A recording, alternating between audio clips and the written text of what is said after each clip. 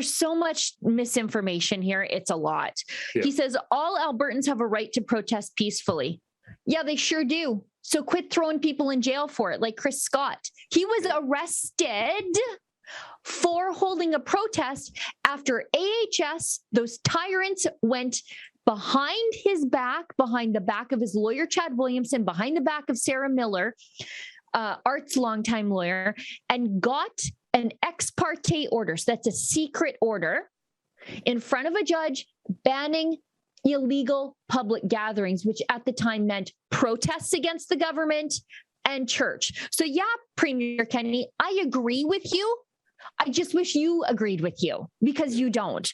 And then he also says that right does not extend to trespassing at private homes and harassing the families of public officials. If indeed somebody trespassed, it was not Art, and that person was not arrested for it.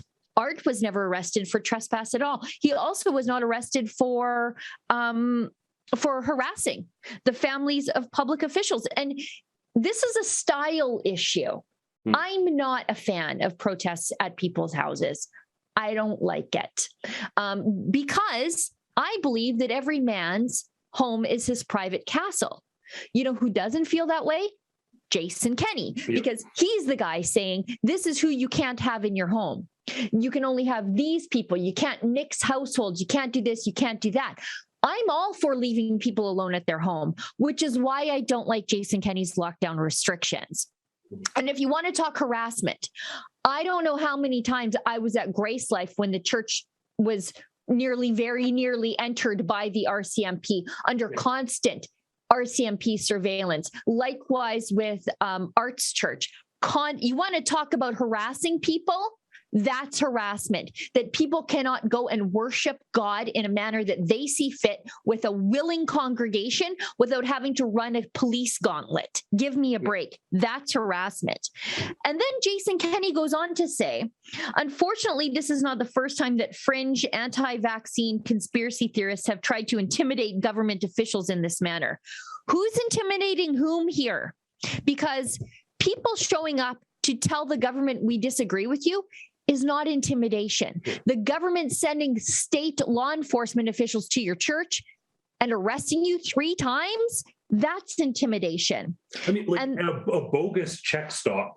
A bogus check stop. A bogus check stop that by every metric, I mean, at that point, I will say that this is speculative on our end, but how often are check stops set just outside of communities where there happens to be a protest? This is a procedural abuse. I can't wait to get the Freedom of Information requests on this stuff, because this is going to be the smoking gun that buries them. They're harassing these people, and they're not just standing outside their door, kindly holding up signs saying, please stop persecuting us, we're humans too. They're sending SWAT teams and helicopters. The amount of times that I've showed up at Artur's house to do an interview, often outside during the height of the restrictions to make sure we didn't get him into any trouble, and the police helicopter flew overhead and just hovered there watching us, is haunting. That is harassment and intimidation. Well, and Jason Kenney, I think he misjudges Albertans. And based on the comments and the responses to his Facebook post, I would think Albertans by and large disagree with him when he says, I am sure that the vast majority of Albertans reject this kind of extremism, as in calling the 50 people who showed up to protest the lockdown extremists. You know what's extreme? Arresting pastors, the same pastor 3 times in an active shooter style takedown, 3 times, holding James Coates for 35 days, arresting Tim Stevens in front of his kids, holding him for weeks. That's the kind of extremism that people reject. The person behind that is the extremist, not the people who say, this is a bridge too far. He completely misjudges Albertans. And I guarantee you, if he is not shuffled out of the leadership, his party is going to pay for it at the ballot box in the next election, which means the NDP get elected. And because of Jason Kenney's vanity, all Albertans will pay for it because we'll be stuck with the NDP.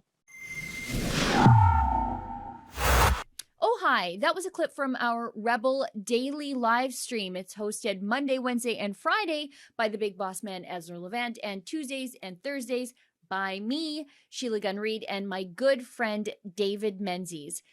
On the live stream, we talk about the news of the day, we show some videos, and we interact with our viewers at home. We stream at 12 noon Eastern, 10 Mountain. You can find us on YouTube, Rumble, Super U, and Odyssey.